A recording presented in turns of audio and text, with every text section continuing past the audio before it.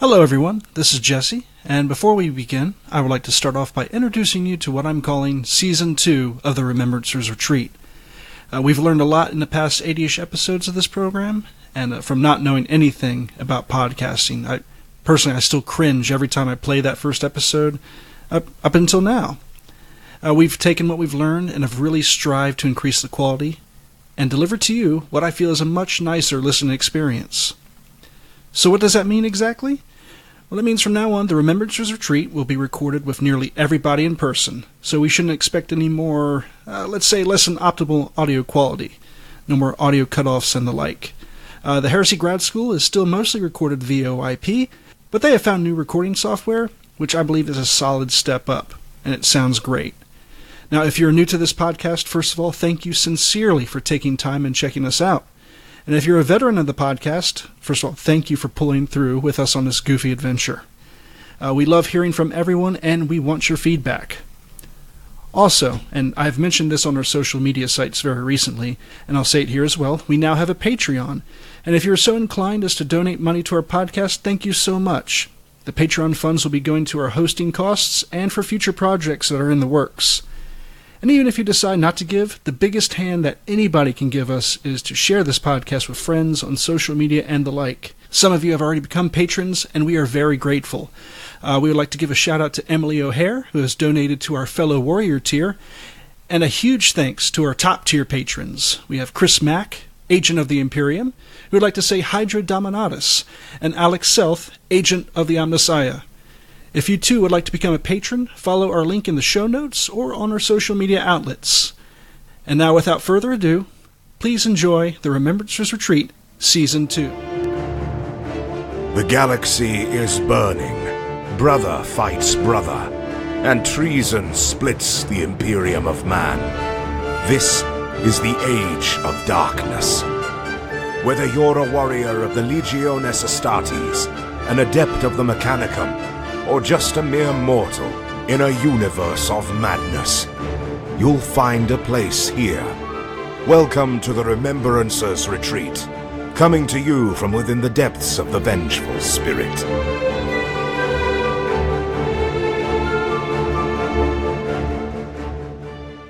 Alright, hello and welcome to the Remembrancers Retreat, a Warhammer 30k podcast. My name is Jesse, and I'm here with Steven and Austin. What's going on, guys?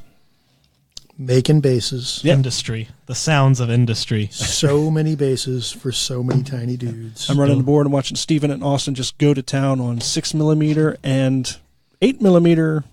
6.125. Excuse me. I think this is... Oh, yeah, this isn't 28mm. Never mind. Yeah, Steven's doing Titanicus, and Austin is doing his own crazy historical 6.25mm. No. Mine is 6mm. Titanicus... People with far more time on their hands than I do have done the math on it, and Titanicus models are 6.125. It is 6.125. That's the official, well, I guess the true scale. We could line your little Civil War dudes up against my Reaver, and the scale would be roughly equitable. You would be 125 bigger than me, yes. I mean, that's close. I don't know, like 2 inches. Yeah, that's a out of a 6 foot tall guy. I don't know. I'm not good at math. Let's say what's the word I'm thinking of? Margin for error. Yeah. And a black powder musket is by definition just as good as an auxiliary rifle. So let's go to town. Yeah, let's do this. And once again, you might be hearing Kaylee and Whiskey in the background because they are just two lovable, adorable dogs. The best. Kaylee dogs. will be sad that none of us will be spending our entire time on the podcast petting her and telling her what a good girl she is. Not with that attitude. Yeah. So last episode, Austin, Dave, and I were discussing the demon armies, and we were talking to Will, and Will was a little bit, how would you say, traumatized? PTSD and traumatized, yeah. By Steven's demons, and Steven here has got this huge giant smile on his face. So Steven, let's hear your side of the story on Sunday when you tried out your demons for the first time. How did that go for you? It was pretty fun. There were some things that I definitely did not expect to play as big of a role in the overall game as they did. Mm-hmm. Tides of Madness, for one. I thought, like a cool toughness boost. That's good for turn 1. And 2. And yeah, I didn't realize it was turn 2 until I started playing, and I was like, oh, this is just going to keep going. Yeah, this was a learning experience for everybody. Yeah. Okay. So I definitely thought, it'll be a nice little toughness boost. But I've played against Iron Hands, and massed infantry at T5 is troublesome, but not like game changing per se. Well, I was wrong. It was game changing. The toughness boost from Tides of Madness and the initial deployment near Warp Rifts, allowing me to reroll the 5-up invuln, went a long way to mitigating damage done to my infantry. Mm-hmm. It was really nice to finally run Samus and have him not just laughed off the board with mean looks. Samus of the Ruin Storm. Yep. If you haven't tried out Samus's Unbound rules yet, if you happen to be one of those Wordbearer players that has Samus's model, and you haven't used him yet with the new demon rules, I highly suggest doing it because he is amazing. I don't know that he necessarily made his points back because everything that he went through was considerably weaker than him, but it's hard to not be considerably weaker than Samus when he's buffed into the stratosphere by Tides of Madness and he has such strong base stats to begin with. Yeah. So he killed 3 Castellax, a Pravian, Shatterack Medusan, his tactical squad, and a squad of Mordathan. Yeah. Which actually might add up to at least 415 points. Yeah, easily. I'm I like thinking that. about it. The 3 Castellax alone might be more than enough. Definitely. And he ended the game with all of his wounds still intact. He did. Like, he got lucky. He made all of his... he made a lot of his will not die saves, and he took 3 actual wounds from failing his invuln saves. Mm-hmm. That is so rude. He was pretty lucky. But really, again, when you're T8, T9, luck kind of becomes secondary. It's just a fringe benefit. Yeah, it's just luck is more for spite than anything else. Yeah, at that point, like, oh, cool, you got how many hits with your Ripple Fire Arcus tank? Saved him. Yeah, that was brutal. He's not nice. He's not a kind bloke, as our friends across the pond would say. Yep. So you had a Samus. What would you say was your second MVP of the game? That would have to be a tie between my Greater Beasts, who held down an Arlatax for 4 turns. Or, of course, you could also say the Arlatax was MVP for holding those great beasts for 4 turns, too. It's true. Well, the thing is, if the Arlatax had killed the beasts or just not gotten charged by them, probably would have tore through my lesser infantry, who, I gotcha. While strong, didn't really have a whole lot of means of dealing with a high toughness unit like that. So it was good. They didn't have a lot of AP, so getting through the power armor equivalent would have been kind of tough. Yeah. So the Greater Beast definitely held that Arlatax down and kept the Lessers from getting shredded by it. So that was nice. Yeah, that's cool. But the Chosen were also pretty nice. The fact that you can customize them to basically hunt whatever kind of unit you want, give them preferred enemy infantry, give them Lord of Sorcery, and pick 1 power to synergize really well with your emanations. It's pretty sweet. It's the synergy that I've always wanted out of a demon list, but never got. Yeah. So that was fun. They were definitely formidable. Just watching you two play, it was like, oof. Yeah, you could almost see in Will's face the exact moment that he lost hope. By turn 2, I think it was. Yeah, I think somewhere by the end of turn 2, he was just... Son of a bitch. This is not going well for me. Yeah. But lo, it was going fantastic for me. Yep. So I'm not too torn up about it. Yep. So with that being said, with demons being a very formidable new changer to the meta, I would say. Yeah, I would agree. They're definitely going to switch up the way that... they're definitely going to force people to build in ways that they previously haven't had to. Initially, they feel a lot like Custodians do, just in higher numbers, which is, obviously the weakness of the Custodians is that there's 4 or 5 of them to a squad. Well, here's 20 Custodians. Have fun. Right. 20 Custodians in 1 squad. Yeah, and with that being said, Book 8 has also given us plenty of options to equip armies to fight these demons as well. And we're going to run through that a little bit today. As soon as I get this mic all set up and squared. There we go. Okay. Panic. Do not be fooled. Your Psyarkana will not save you. Your esoterists will not save you. Samus will gnaw on your bones. But yeah, so today, this episode, we're going to talk a little bit about the Psyarkana that they were given in Book 8 to us. So I'm going to read through some of these, and I'll get your opinions off of this. We'll run through a little bit and see if we uncover something pretty interesting. You good? Yeah. Okay, cool. So, first things first, the Psyarkana is Relics of the Great Crusade, and their first rule here is a little bit different than what's it called? Relics of the Dark Age? Relics of the Age of Darkness or something like that. Yeah. So this one here, Psyarkana, are new options available for use in your games of the Horus Heresy, Age of Darkness. These are represented as war gear items available to be taken as described in the following entries, with the additional restriction that a single independent character model may only take one Psyarkana relic, and named special characters may not take any Psyarkana relics unless stated in their profile. That's interesting. I wonder if we're going to see some republishing of named characters with options for Psyarkana. I could see if they get around to redoing the sisters. Yeah. Yep, redoing them or just adding on to them, like as the heresy progresses. And we've got new rules for Samus. We'll probably get some new rules for some late heresy independent characters we haven't seen yet. Yep, we'll just open the box to fight all the crazy with crazy. That's right. So the first one in this section is a null amp collar. Null amp collar. Why am I having trouble reading? Hit a marker. Boom. There we go. Sound it out. Null dash amp collars. Recovered as part of a joint operation by the Iron Hands and World Eaters Legions, these devices are the product of a human civilization far removed from that which survived in old Earth, now long forgotten. And I'm not going to read this giant text, a wall of text, but it's pretty interesting stuff. The rules for the null amp collars is any praetor who is a psyker and any librarian or esoterist consul may take a null amp collar for 15 points. What do you guys think about that? No, I'm just kidding. Well, that sounds mighty exciting. Yeah. I mean, I don't see any downside to it yet. A model equipped with a null amp collar. Doesn't seem worth it. No, not for 15 points. No, it's too much. 15 points, gain absolutely nothing. You just spent 15 points. Thank you.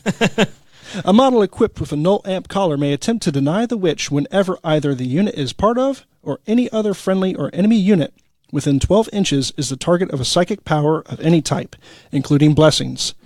If the deny the witch attempt has failed, the power is resolved as normal, but affects only the initial target, not the bearer of the null amp collar. A model equipped with a null amp collar that is embarked within a transport or fortification can only use the null amp collar to nullify powers targeting the vehicle or building they are embarked within. A model equipped with null amp collar has its initiative characteristic reduced by -1. Well, off the bat, I feel like the initiative -1 thing is probably going to make it not a big take for Praetors. No. Because you want to be able to swing with your AP2 Paragon Blade at initiative. Yeah. However, most other characters will be taking a fist or something. Or an axe. Yeah, especially if you give it to an esoterist who can replace their weapon with a force weapon. So force axe and a null amp collar, bam. Yeah, because that seems amazing. Like, hey, Flexomancer, about to do Flexomancer things. Let me deny all those blessings, bro. I mean, it's still going to be hard. So it's essentially a psychic hood. Pretty much. Yeah. Which did you say it grants adamantium will or just allows them to no extra special rules. It just Yeah. So if you're a psyker, you get +1 to your denial. So you're going to deny on a 5.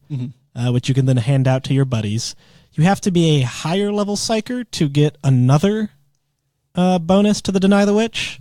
Which you're probably not going to be as general as a loyalist trying to deny the witch. Yeah, if you're running up against Flexomancer, who's probably a master level 2 or 3 psyker, he's going to do what he wants. You can't stop him. Yeah. But for 15 points, I like it. Like I like it. I'm not sure it would make it into my list because, as we all know, Space Wolf Rune Priests aren't actually psychers. So my being able to take it is a little iffy. But it seems like if you're like most of your opponents are Thousand Suns or Word Bearers or Demons, it seems like a pretty solid take for 15 points. Yeah. I'm unconvinced. All right. No, dude, they're totally just the Natural Powers Defenders. I promise. Oh no, not the Space Wolves, but that sounds like some guilty conscience acting up. For 15 points, for a plus, really for a 5-up Deny the Witch, and Deny the Witch being almost essentially a formality anyway when it comes to actual psychic defense. You're paying 15 points to feel better about your chances. Yeah. I like that it can deny blessings. Like that's really what I'd be paying the 15 points for, is because most of the time what your opponent wants to do is bless the shit out of some unit. And if you can stop, whatever beat thing he's trying to turn into a beat stick from getting, Iron Arm or something like that normally you'd just be sitting there going, well, it's a blessing. Nothing you can do about that. Right. And say, you know what? I'm going to just throw all the dice I have at this thing and we can fight it out like real men. That is true. You could take Jesse's approach and just roll it, which worked actually twice for Will. Yep. With his Arl attacks having Adamantium Will, he just threw all of his dice at denying Enfeeble repeatedly and denied it twice. So, you know what? That's a good point. Just throw all of your dice and pray for 5s. Yeah, you're not about winning, but and again, like once you do that once, your opponent's suddenly going to start throwing, 4 or 5 dice at that 1 or 2 warp charge thing, just because he knows you're going to try and dispel it, and you can, and then he perils and kills himself. Oops. There's a lot of mind games that can go into this one, I think. Definitely. All right, going on to the next war gear, Imperial Lances, which I was reading the flavor text here. Interesting thing out of here. So, other than the fact that they're made out of Eldar bones? Yeah. They're Eldar bone spears. What? I'll just read the whole flavor text. Please. Lord. Don't listen to Kaylee. She just wants you to pet her instead of reading. She absolutely does. She's trying to get up here. She is attempting to climb. The early Imperium was not the first human civilization contacted by the shattered remnants of the fallen Eldar Empire. Far older and more debased branches of mankind had preyed upon the vast world arcs of the fleeing Eldar, and these corrupted offshoots of humanity fell before the hosts of the Great Crusade, with the Raven Guard being chief among their slayers. With their fall, the relics of a number of these civilizations became trophies of the victorious hosts of the Emperor. Among them were the weapons known as Imperial Lances, spears crafted from the living bone of captured Eldar spacecraft and defaced with carven glyphs of ancient provenance and dubious purpose. Though of limited use against the ceramite plating, such artifacts have been known to have a devastating effect on those cursed with psychic abilities, particularly amongst certain Xenos breeds, and in later years of the Horus Heresy, saw some use among the upper echelons of the forces at war. That's right. So do either of you ever played Eldar or know enough about Eldar fluff to answer the question of, is this just straight up a stolen piece of Eldar war gear? Well, so judging from the flavor text, they carved the blades of the lance, possibly the whole lance, out of wraithbone. Yeah. Which isn't explicitly captured Eldar spacecraft. Yeah, which isn't explicitly Eldar bones, but it's definitely stolen Eldar stuff. Yeah, I mean, wraithbone is how they build everything. I was just wondering if it's, some fancy Eldar spear that, for modeling Well, purposes. there's the Eldar war gear list has singing spears, which warlocks can buy. Like, is this a singing spear? It's probably a singing spear. Probably.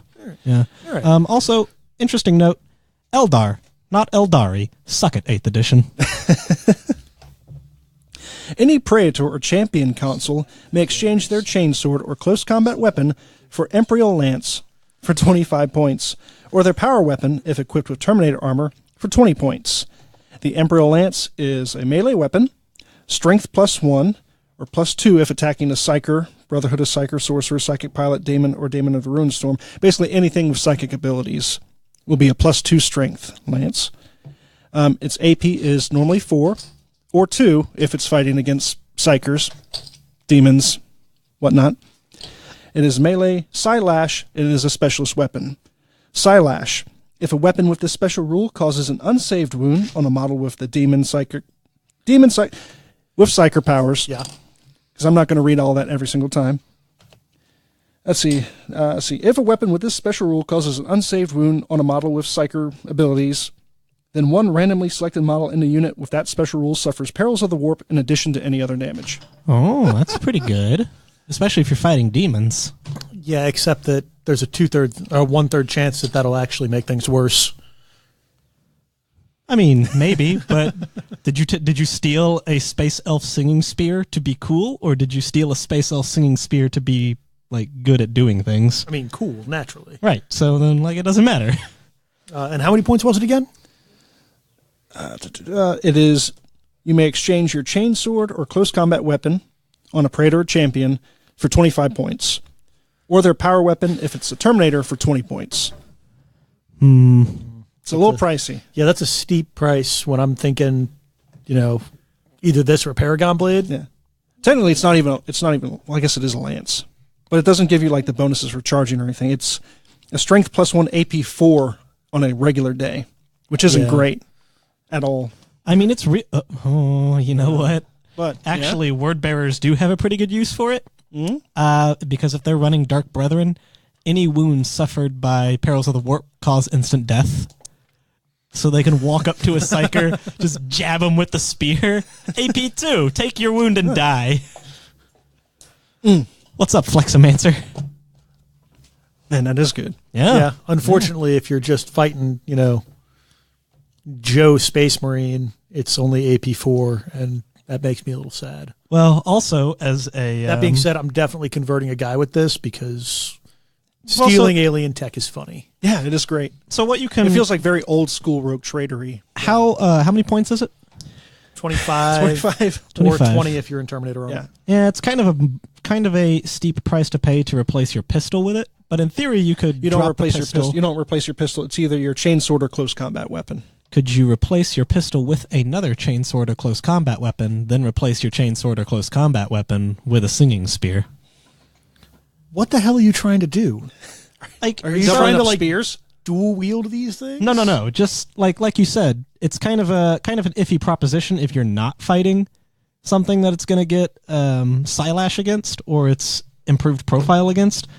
But you could have just like a regular power weapon for fighting Joe Blow the Space Marine. Yeah, I mean I see what you're saying. Yeah, and then have the spear in the other hand for fighting spooky things. A Praetor can drop his pistol for anything really, and his normal close combat weapon. Most Centurions can. Yeah, but let's face it: is having 25 points worth making a demon or something peril? On the off chance that you might be facing demons. Yeah, on top. I mean, granted, nowadays from what I've seen, and like I said before, it seems like everyone and their cousin is now like, I'm going to make a demon army. It's definitely worth having some anti-demon in all your lists these days, I think. Yeah, especially because, obviously now I'm looking ahead to like book 9 and all the craziness. But the new demonology, I think is going to have just, word bearers, regular traders, maybe popping out some more demon stuff. And then as the heresy goes on, the Trader Legions are just going to get more and more full of warp fuckery. Yeah. So this might become more useful as time goes by. But I think my final verdict on it is definitely for style points. Yeah. But probably just for like mega battle narrative. I think like when I know who my opponent is and I'm okay with tailoring a little bit. Yeah. I think we're probably going to see that verdict a lot for most of the Psyarkana is fluffy, cool, rule of cool, go for it. But like most relics, not actually that handy. One before, like 15 points. Like if I'm going to Nova, I'm going to, I only bring one list for Nova and just add points to it. Sure. And because I refuse to it's the easiest way to do it. It'll be in there. If I have a Psyker, it'll be in there. Yeah. 15 points, why not? Suck it, demons. I'm not playing Psykers this year at Nova, so I don't have to worry about it. That being said, I'm probably bringing demons to Nova. So, Dun, dun, dun, welcome to the cool side. All right, going on next. The Armatus Necrotechna. They're just Necrotechna. And they're killing me today. All right. Okay. So, these secret devices of necrotechnic engineering were among the fell technologies once bound within the sealed vaults of Ferrus Manus. Outside of the Iron Hands Legion, the knowledge of their very existence was limited to prohibited circles of the Emperor's own household, and used as part of the construction of the Warlord Sinister Psi-Titans. This technology is capable of harnessing the stolen energy of sentient life to power engines of mechanical destruction and repair. How they were later spread is unknown, but must surely have involved the defection or capture of high-ranking Terran artificers from the Imperial Palace or the secretive tech clades of Luna, for it is thought improbable that even the Iron Fathers who raised the vaults of Mimir would dare to unleash such dark techno-heresy upon the galaxy. Whether their origin, these foul technologies were witnessed on several battlefields as the Horus Heresy drew towards its climax, both on traitor armor and among the ranks of Ferrus Manus' grief-maddened sons. So, first things first, fluff-wise, looks like Loyalists probably going to be only Iron Hands running this, if you want to be fluffy. But one vehicle with the tank type in an army may be upgraded to use the Armadus Necrotechna for 50 points. Whether a unit, friendly or enemy, within 6 inches of a vehicle with this upgrade loses a model as a casualty, roll a d6. On a 6, the vehicle regains 1 hull point. This may not bring it above the number of hull points listed on its army list entry. In addition, any unit, friendly or enemy, within 6 inches of an Armadus Necrotechnia must reduce its leadership value by -1.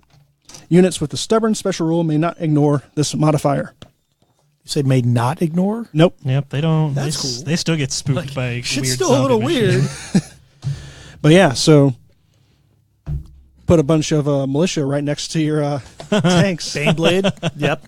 No, this seems like a pretty good one for super heavies. Oh yeah, or knights. Yep. Just As run. long as they have the tank type, which I believe they changed that, right? Yeah, nope, only tanks. Boo. Yeah. It would be fantastic on walkers. Man, just Your dreadnoughts don't need to be more of. Yeah, no. You can't shove more good stuff onto your dreadnought mob. I just want. I know what you're doing. No, you can't prove that. I can. You've got like 20 fucking dreadnoughts for this new army. He's a madman. Everything will be okay. moving on to page 302. Which, wait, how much was that? 50 points. Probably 50 too points. much. Yeah, like it good for a super heavy because you're already putting those. You can put them on your Malcadors now. Hooray! Yay! Yeah, I wonder if the fact that it just that's says dick. tank type as opposed to super heavy tank. 50 points seems like a pretty good deal for like super cheap. It will not die on a super heavy, or rather super, not particularly unreliable. Yeah. But It's only as reliable as how many people you put next to it. Yeah, that's and how true. many hull points your tank has. That's also Because true. that's my thinking. If you put it on, a Russ or even a Land Raider, they tend to die once someone decides they need to in Heresy. Yeah, especially with exploding results and things like that. Even a Spartan. A Yep. Spartan would be pretty reasonable, I guess, but yeah. I've one-shotted Spartans before, so Nobody's one shot at a Spartan. Not even Johnny one shot. Jerry's done it twice. Nah, he used multiple rockets to do it. That's at least So you multiple can't shots. prove it based on the explosion. big fan of the Arachnus, Laskin, and Daradeo, by the way. It's good times. Exoshock is a bitch. Mm-hmm. When you're on the receiving end of it. All right, so page 302 has this little rather large insert of the Psi-Reactive Arsenal, which things are going to get pretty fun here. It's interesting because even though it's in the Psyarkana section, I'm going to read through here. It makes it seem like you can take this on how many people you want. Like you're not limited to one. Maybe I'm misunderstanding, but I don't know. I'm going to read it and you guys tell me if I'm wrong. We or have not been well known for our fantastic interpretation of rules. What the hell are you talking about, Steven? We have a podcast. We have to be right. Okay. The Psi-Reactive Arsenal. The weapons that follow are part of the Psi-Reactive Arsenal and were commonly used by the darker facets of many legions during the Age of Darkness. This arsenal incorporates an extensive armory of weapons which are employed with the knowledge that their properties make them disproportionately capable of harming those touched by the warp. Eligible independent characters may take these weapons in addition to another Psyarkana relic. Ah, there you go. But it's interesting from here.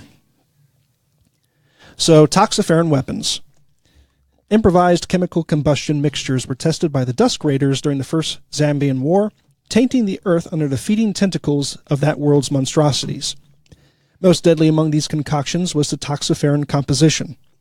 This was a highly volatile mixture of chemicals laced with horrific toxins and psi-reactive particulate matter, which earned a reputation to rival even the dread phosphex and molecular acid in its destructive capacity.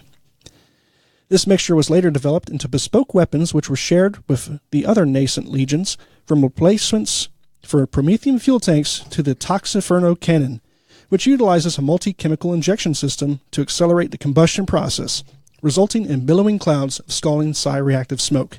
It is so much easier to just read it than say it. That is a mouthful. Anyway, any Legion Destroyer Space Marine may exchange a hand flamer for a Toxiferan flamer for free. Any Legion Contemptor Dreadnought or Contemptor Cordis Dreadnought may replace either its close combat weapon... Steven has perked up like Kaylee hearing the word treat. Go on. Any Legion Contemptor Dreadnought or Contemptor Cordis Dreadnought may replace either its close combat weapon and inbuilt combi bolter or its twin-linked heavy bolter with a Toxiferno cannon for 10 points. So, starting off with the Legion Destroyer's Toxiferan Flamers. Now he looks like a kid at Christmas. I just built a whole bunch of dreadnoughts with heavy bolters, and you're telling me I get this super cool flame cannon instead? I better see a flamer on there. Sorry, so the Toxiferan Flamer, which you can give to Destroyer Space Marines, it's template, Strength 4, AP 5. It is Assault 1, Poison 3 up, Tainted. The Toxiferno Cannon is a template, Strength 7, AP 4, Heavy 1, Shred, Tainted. So Tainted is a new rule. Any successful wound dealt by a weapon with this special rule removes the effects of any psychic blessing which is active on the target unit. Suck it, Flexomancer. In addition, any to wound roll of a 6 with this weapon is resolved at AP 2. Why wouldn't you just give it rending? Just against Psychers? No. No. I'll read it again. Tainted. Any successful wound dealt by a weapon with this special rule removes the effects of any psychic blessing which is active on the target unit. In addition, any to wound roll of a 6 with this weapon is resolved at AP 2. And how many points is this? Destroyers can exchange their hand flamer for it for free, and it is 10 points to replace on a... 10 points? That's cheaper than a heavy flamer. Yeah, 10 points on a Contemptor Dreadnought or Cordis Contemptor. And just like on the face of it, like leave aside just Poison 3 up Flamer. Okay, like I'm on board. I'll take it. That's the hand flamer, or the Destroyer one. The Toxiferno Cannon on the Dreadnought is not Poison 3 up, but it is Shred. It's Strength 7. It is Shred. Shred with rending. Yeah. So. No, it's not. It doesn't have. Oh no, it's just. At that point you don't care. It's bad times. Yeah. Man, that's really, really good. Yeah. All right. So continuing on in the and just to go back on this, sure. These do not replace, like these aren't your 0 to 1. Yeah, you can take as many of these as far as I points. can tell, and take Psyarkana. I said it's its own little box, kind of not part of the whole main group. Okay, yeah, no, damn, that's good. Yeah, that's real good. Yep. So, so this is actually, it might just be a buff to those. Like it's not even trying to be psychery, really. It's just straight, hey, we noticed that nobody really puts flamethrowers on their dreadnoughts like we thought they would. I wonder how we can... I know how. Let's give them shred-rending flamers. Welcome to Zone Mortalis, except you're not playing Zone Mortalis. Continuing on in the Psi-Reactive Arsenal, we have Psychic Munitions. Now, this is where it's going to get fun. And this is where I'm thinking I'm going to equip a whole bunch of destroyers in future lists. So originally a weapon solely produced and utilized by the I could read all the other stuff. Originally, I'm sorry listeners, I deeply apologize, but originally a weapon solely produced and utilized by the Orders Militant of the Great Astronomicon. The use of these munitions, whose payload is akin to physically charged ash, quickly spread to the more specialized echelons of the legions. By the later You mean years, psychically charged ash? yes. Okay. See, not. I'm wrapping it into my head. I also need glasses. I feel you. It's fine. No, we old now. we don't have the book handy. It's true. We could have, but one of us was dumb. You're not dumb. You just forgot. It sounds like dumb. I wasn't talking about me. Oh, excuse me. Austin didn't buy him when he had the chance. I don't know what to tell you. I'm sorry I It's didn't not go sold to out, is it? Adepticon. It's not sold out, is it? I don't think so. No, you should still be able to buy it. Anyway, by the later years of the Horus Heresy, their use by Legion destroyers was almost commonplace in war zones plagued by esoteric phenomenon, or the rogue psychers sometimes deployed by traitor forces in a similar manner to unguided bombs. Just bring that Marauder over. All right, boys, we're dumping you out. He ain't looking good. Send him to Do the not front. worry. The warp will save you from needing a parachute. So any Legion Vigilator, Moritat, or Saboteur Consul may take Psych-Out grenades for 2 points. Too bad still no one's taking Moritats. Oh, I'm taking Moritats now all day, dude.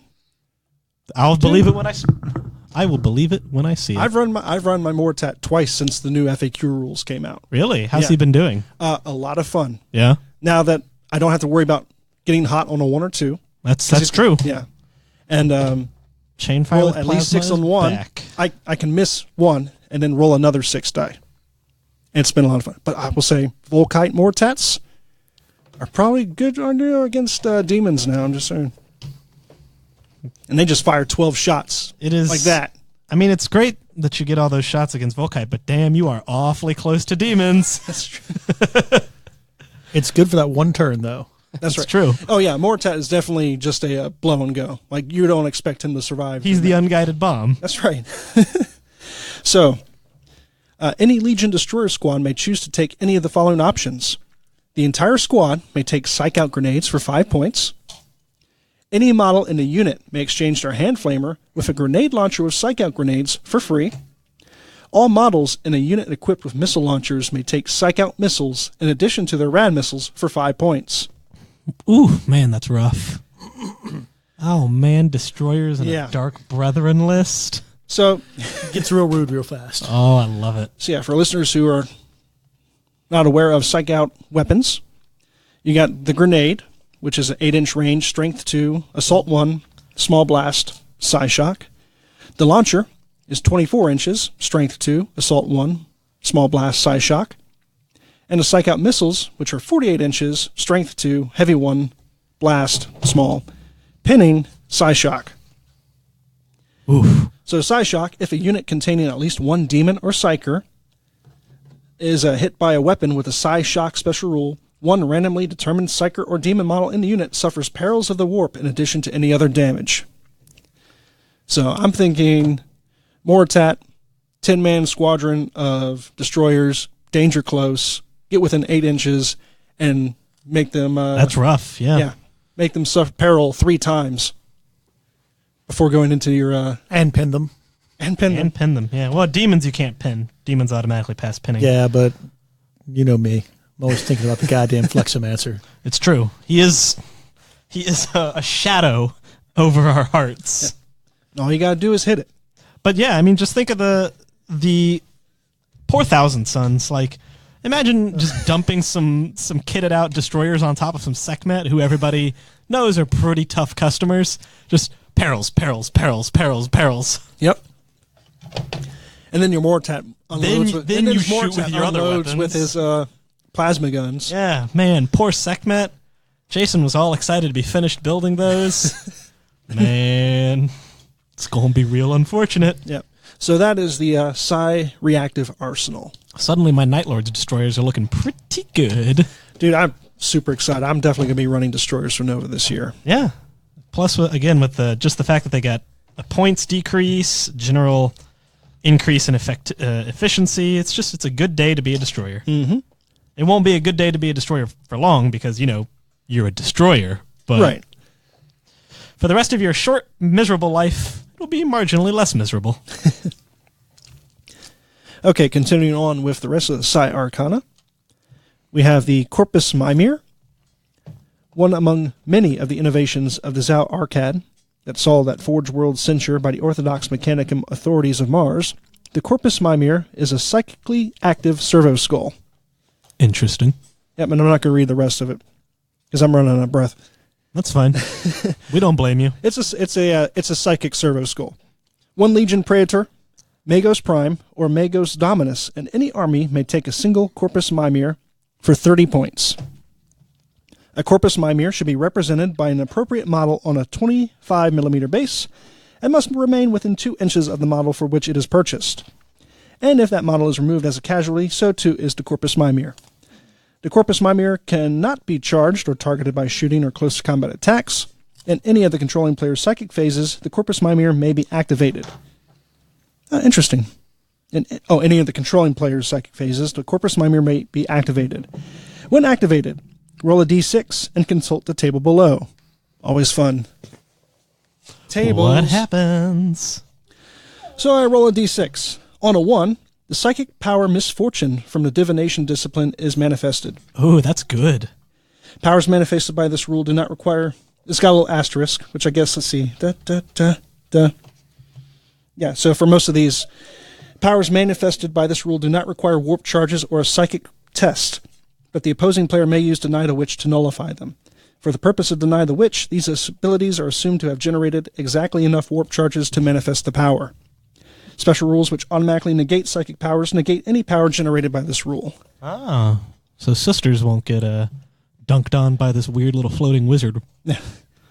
So on a 1, the psychic power Misfortune from divination is manifested. However, the power targets the unit containing the model for which the Corpus Mimir was purchased.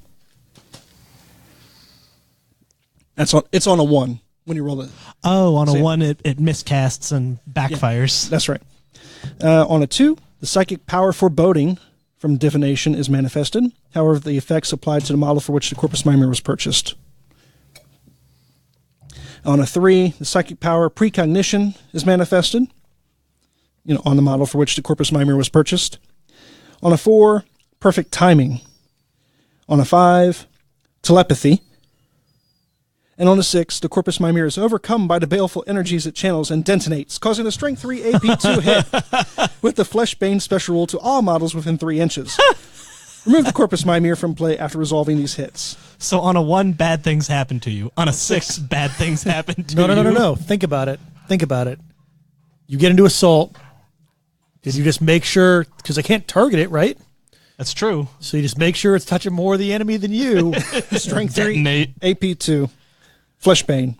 Fleshbane, so See? hit wounded on a 2 up. It's a blast. It's a blast. So It's hilarious is what it is. How many points is it? 30 points. That's a pretty good That's some purchase. hilarity. Yeah. Who I else like can it. buy it other than Magos? Praetors, Magos Primes, or Magos Dominuses. So a lot of those divination powers... Wait, so militia can't take it? No. Womp, Racist. womp. A lot of those divination powers boost shooting. Like, I think Perfect Timing is ignore covers. Foreboding is full ballistic skill overwatch. Precognition. Precognition is... Precognition allows the Psyker to... It can apply Precognition, which is reroll failures to hits, to wounds, and failed armor saves to an entire squad, instead of just the Psyker who casts it. It Well, specifically in this one, for to this the model. Yeah. To the model. The servo skull only affects the model that purchased it. Okay, well... It doesn't affect the whole... Still, you can... It makes... unless you roll a 1, and then Misfortune is on the entire unit. Oops. Get rended. So you put a Praetor, or maybe a Magos character who's Battle Brothers, or Swarm Brothers with a Legion, and just like a bog standard tactical blob. And now all their bolters can reroll hits. Their bolters can... No. Specifically the model. The Corpus only Mimir the only affects the model. model. Not the unit. Correct. Oh, well, it's still pretty good on a... I'm having second thoughts. Precog is really the really good one there. Perfect Timing. Cool, your Praetor's bolt pistol ignores cover. That's why you got to give him an Archaeotech pistol. Nobody takes Archaeotech pistols, Austin. I do. I haven't seen it yet.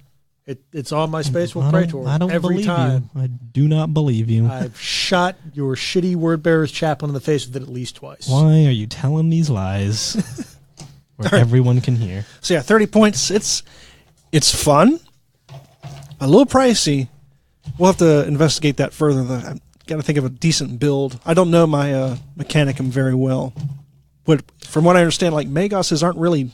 You can have a pretty damn shooty Magos. Yeah, I'm sure if Jason were here, he would. Yeah, he would already have a nasty plan for it. Yeah, the some of those psychic powers negate the get hot on photon lances that or dark fire lances, whatever they are.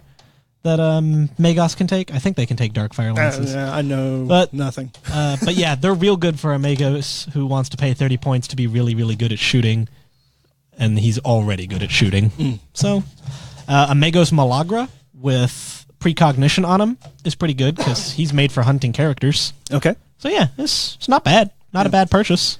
Yeah, but a 33% chance of bad stuff happening, though. I'm not a huge fan. But you can choose to roll it. No, you can be 2 inches. You can deploy it 2 inches away. So technically, it's outside a small blast range. Well, it just says 3 inches. Anyone within 3 inches? Oh, is it within 3? It's not a small it's blast. Not an actual blast. Oh, Yeah, okay. small Never mobs mind. within 3, Yeah.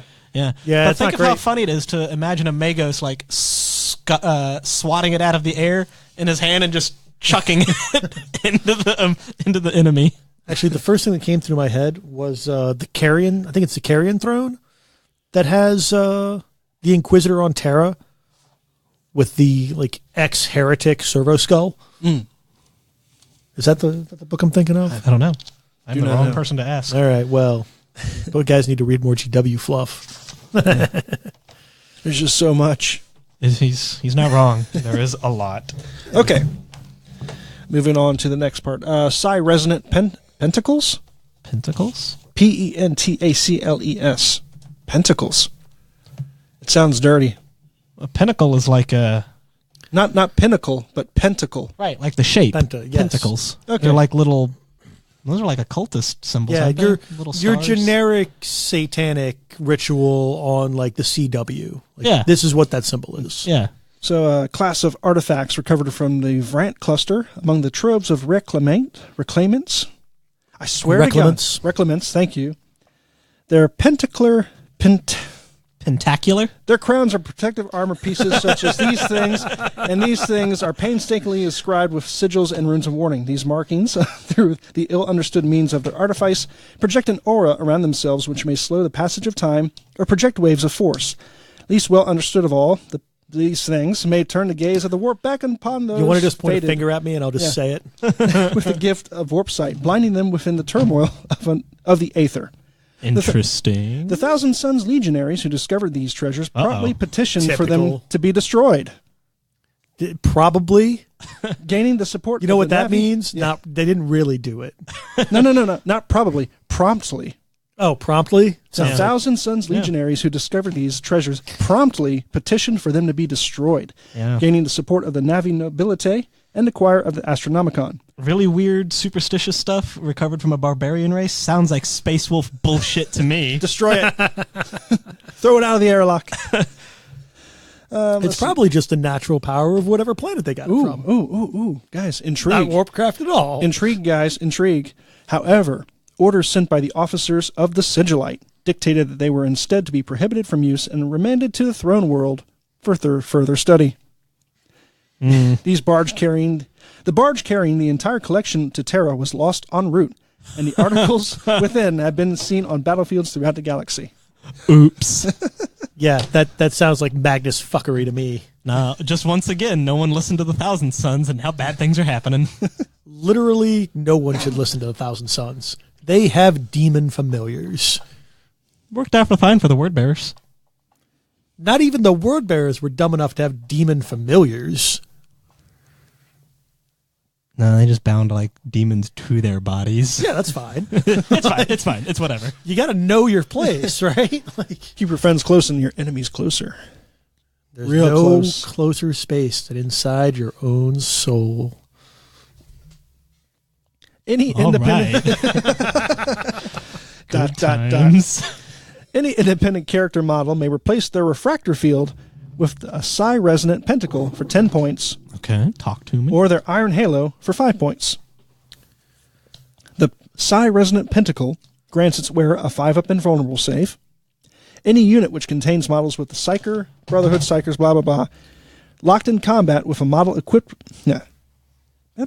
Any unit that contains models with the Psyker, Brotherhood Psyker... special rule, locked in combat with a model equipped with a psi-resonant pentacle at the beginning of any fight subphase has their initiative characteristic reduced to 1 until the end of the assault phase. Oh, and fuck yes. Yeah, that is good. That's Like, I real wouldn't good. swap it out for my 4-up invul, No. but a 5-up invul universal every day. utility. It's Any every day. And this is any independent character. Yeah, I would change out my refractor field It's for cheaper initiative than 1 It's Psykers. cheaper Yes, than please. a Iron- refractor field, isn't it? well, you got to have one to begin You have with. to have it for 10 It's not. points. It's an upgrade Oh, you to gotta the buy artificial. it. You gotta so buy instead the of the 15 points for 4-up, refractor you field, spend then you pay another. I got you spend another 5 to make it a 5-up invul and this shenanigans. Yeah. Or you can spend 5 points and swap out your normal 5-up invul. 10 for an iron- points. 10 points. 10 Are there points for an any, iron halo. No, To- 5 points for an iron halo. Yeah, 5 points for an iron 10 halo. for a refractor 10 for a field. refractor field. All Yeah. right. So refractor field, pay 10 points, get a little debuff to your invul save, but shenanigans. So Forge World sees a +1 to your invul as 5 points. See, or that's something. how you beat It's the a pl- Flexomancer. it's not a +1 to your invul. No, what I'm saying is for Oh, refractor yeah. field is 5, an iron halo is 4. There's a 5-point difference. Yeah. That's how you beat the Flexomancer. Yes. You rock that psi-resonant pinnacle and get into combat with him. Where's your warp speed now? Yeah. Too bad he's still got iron arm. I mean, just kill him before it happens, right? Good luck. He'll be swinging Simul with my Death Sworn now. We'll see who wins. Oh, poor Flexomancer. Warp speed can't help you now. Holy crap, that is huge. I like it. I Yeah. like it on like a Legion champion or like a priest or Fenris or Yeah. somebody that just has a 5-up invul naturally. Just, all right, 5 Yeah. more points. I mean, and you don't 10 necessarily more with points. Psyker. 10 more points. 10 more points. Stick with Psyker. And you don't even necessarily have to like use it to negate the benefits of something like warp speed. Just cool, you're initiative 1 now. I've got a power fist. We hit at the same time. Yep. And that'll be good for demons. Like that swarm of demons coming at you. You know what? Maybe I'll kill 5 or 6 of them before they swing at me. When they would be swinging Simul. Put it Yeah. on a chaplain with a giant group of guys. Yeah. Suddenly, Suddenly, win combat. Yeah. Every time. So yeah, definitely a take if you have a refractor field. Iron Halo, man, I'd hate to lose that 4-up invuln. But Oh, yeah. No, I was thinking the other way around. You're absolutely right. Yeah. If it's just replacing your 5-up invul, do it. yeah, it's almost an auto take. 4 to 5. I mean, you're only getting one of these, so I don't see why. No, you any independent character. Oh, that's right. Duh. But This it's is one. It's This a one. Psyarkana. You I can got only it, take yep. one. But Put it like, on so- a chaplain. yeah, I say so put I- it on a chaplain. like this, Or this champion. might be my Champion or auto chaplain. include shenanigans. Yeah. We'll see. We'll see. Yep. But I like how none of these so far seem horrifically overpowered. Like even against like that'll really suck if you're a demon player. But it's just one guy. Like, Does it? So it's does it apply to demons or demons of the Runestorm, or just Yeah, any- people with Psyker? anybody that can generate Any unit that has a psyker in it Psyker, demon, all is of it. reduced to initiative 1 for. in Yeah, that. Jesse's Has just a not Psyker in reading it, out but the doesn't- 2-paragraph list of things that count as Psychers. Okay, so it does have demon and Yeah. demon of the Yeah, Runestorm Psyker. included. I'm sorry. Excuse me for not saying it this one time. Yeah. Here, I'll do it again. Psyker, Brotherhood of Psychers / Sorcerers, Psychic Pilot, Demon of the Runestorm special rules. Demon of He's the skipping it because we're trying to keep this to an hour, Stephen. And here you go, that's just fine. like Right. No, I just complicating wanted to know everybody's if it was gonna- process. if it was gonna Everybody, work on demons. all the listeners at home. It's are been a long following day, and I'm along. already tongue-tied, so I hate saying this thing over and over again. Anyway, but yeah, Psi-Resonant Pentacles. Just say Psyker et al. I'd Yeah, say that's Psyker one of the at all. more spicier. Of Yeah, these Yeah, That's I a good like one that so one. That's a far. good That's one. a I good like one. it. It's really good. I wouldn't take it, but I can see why other people would. 1 out of 1 Stevens won't take it. I'm not fighting demons. Yet you wait. Malal is I was coming about to for say, you. you can make a demon army that specifically fights demons. Would that be on the can. loyalist side then? Well, I mean, demons fight each other all They'd the still time. be the allied matrix. So whatever the allied matrix for demons is, which I assume is Bad. traitorous. Oh, that's a good point. Okay. The ever-changing axiom. Oh, that All sounds but like hidden. some Zinch bullshit. All but hidden beneath the surface of the presence which all sentient life projects into the warp, there is a certain kind of sound which can be spoken as incantation. In the halo stars, it is called the tongue of creation. On this planet, the voice of God. Not this planet, just a planet I didn't feel like pronouncing. And on this other planet, the language of unmaking. The perfidious Eldar are said to know it and fear it as the vernacular of the old ones. All right, I'm going to cut in right now. Yeah. Listeners, we're doing. I think have we mentioned the quiz at Nova? Oh, I think we mentioned a little bit, but we'll get as it gets closer. I'm just saying right now that we're hosting a quiz at Nova, and those 3 planets will be an answer. Do your homework. Right. There you go, boys and ladies. And gender-neutral chibi things.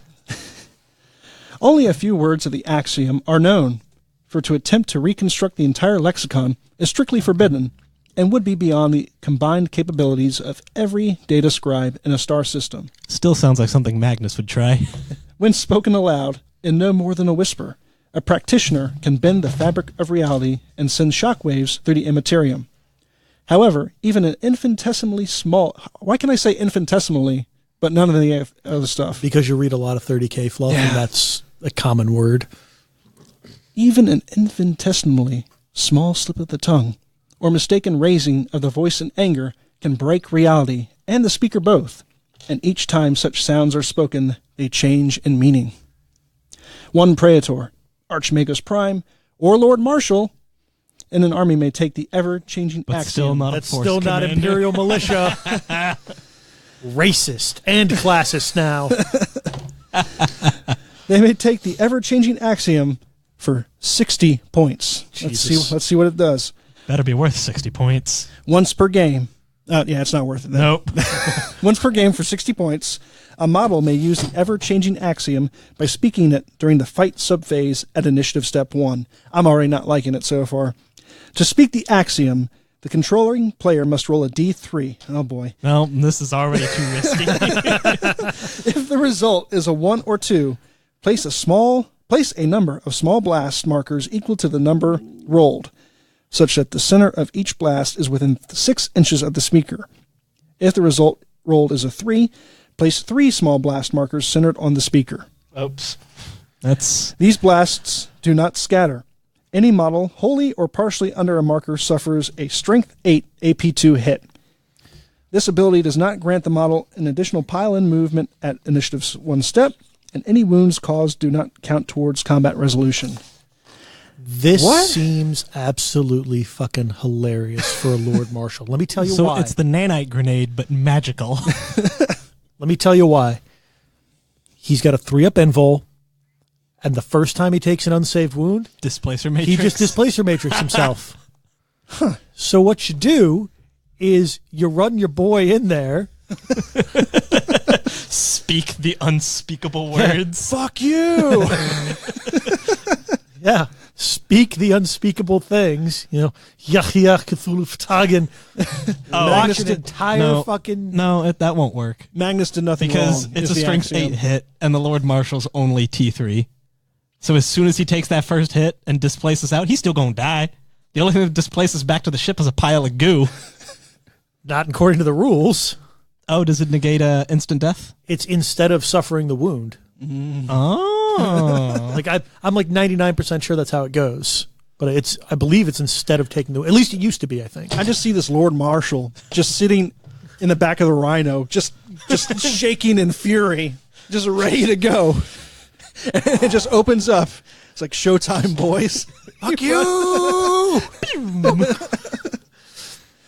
Oh my goodness. But as the ultimate fuck you for 60 points, it seems But hilarious. that's funny, yeah. Again, 60 points is a high price to pay It's high, especially for one use. for one use only, but I like if I was allowed to take it with my Force Commander GW, I Your would Force bring it. Commander, that is barely 60 points.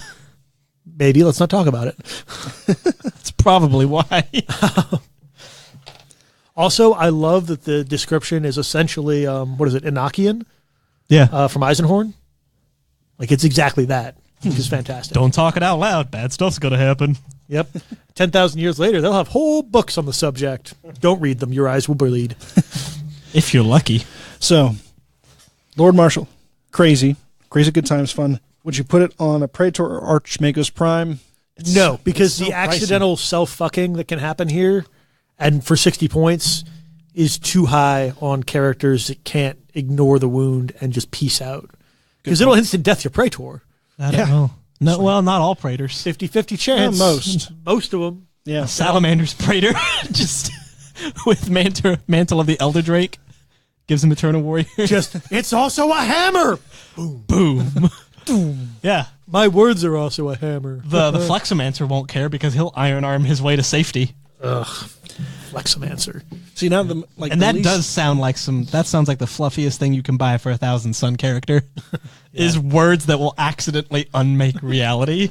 I do like the fact that for the 1s and 2s, you can place the small blast wherever you want within 6 inches. That's handy. Yeah, and like in a combat, like anywhere you want, like that wins combat. That's right. Yeah, it is during the fight phase. Yeah, it's 60 points to guarantee that you're winning a combat. Because if you drop a small blast, that'll hit. And think mathematically, like 9 Marines, 11 Marines, if they're all base to base. And then you do it twice. And then you do it twice. And just. And if you do it 3 times. Yeah, I mean, you're fucking yourself a little bit at that point because it's got to be centered. One of them has to be centered on your model. So that'll probably hit him plus like 4 or 5 of your own guys. And then 3 or 4 of the other guys. Yeah, it'll hit some of the other guys, probably someone important. 3 times. Yeah. So. Yeah. The good times are here. It's spicy. Put it on your Lord Marshal and save it. Yeah, it seems like a fun time. Yeah. You got a Death Witch, and I do. Oh man, suck it, Deathsworn. All right, so it looks like Initiative step 1, they still get to swing. Oh, is it done at initiative step 1? Yes. Yeah, damn it. The hunt for the perfect Deathsworn killing weapon continues. Phalanx Warders, 3 breacher charges. Yep. That's literally the only thing. So we are halfway through. And let's see. We're already at an hour. Come back next week, folks. Come back next week. All right, guys. Yep. We will see you next week. For round 2. Or some other time. Yeah. Hit that horn. Yep.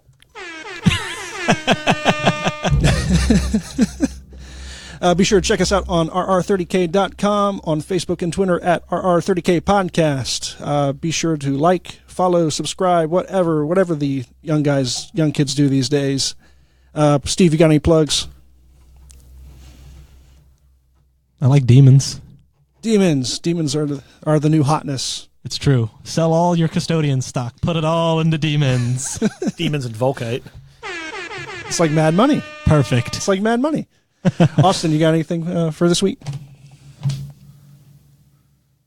I thought of something clever to say to Steven, and then I lost it. So no, I've got nothing. Okay. It's that axiom. It's that unspeakable axiom working on your brain. God, twitchy. Yep. Actually, I do want to note that we have an event coming up in June. We have the Return to Grey Worm.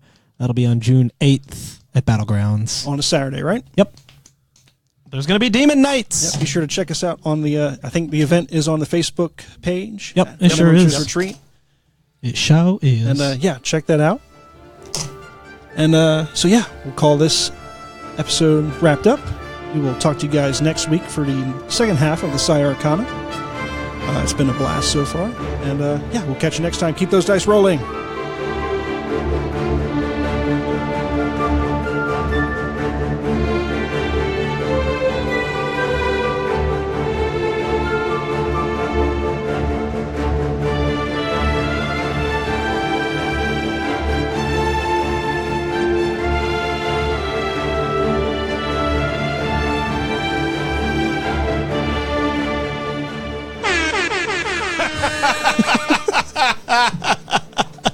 Oh, you don't even know about our gong. I don't think I have a gong in here. No, that's... Have you been? Oh, yeah. The gong. The gong. Have you been using that in the cast? Don't ask questions. Maybe once or twice. It might be in the next episode. I meant to preload it with the intro and outro of the podcast, and that didn't happen. I got sidetracked. Is outro the official word for it? Outro? Outro. Yeah, It's intro and outro. Everyone knows that. Yeah. Go look on like some prog rock concept album. You'll find intro to something, outro to something else. Yeah. But anyway, now I have to splice those organically for the meantime. I didn't say you had to listen to it. Just read the track listings. I don't want to hurt you like that. Listen to Lord Huron or something.